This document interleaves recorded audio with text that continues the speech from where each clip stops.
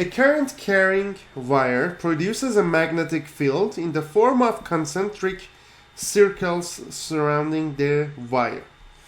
Is the magnetic field strength directly or inversely proportional to the magnitude of the current? So first of all, when we have a wire, we're going to have magnetic field around this wire.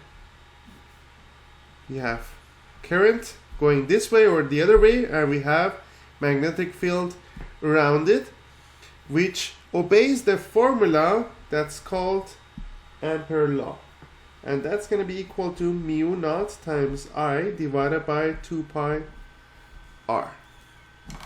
So this is the magnetic field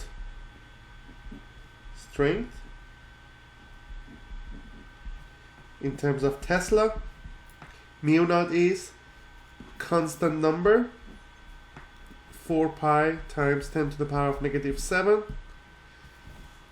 I is the current in the wire, electric current in terms of amp, and 2 pi is constant, as you know, and r is the distance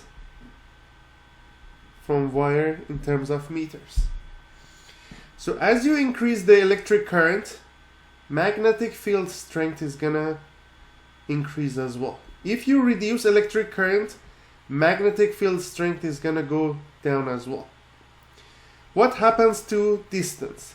If you increase the distance, it means that if you go far from the wire, you have less magnetic field strength.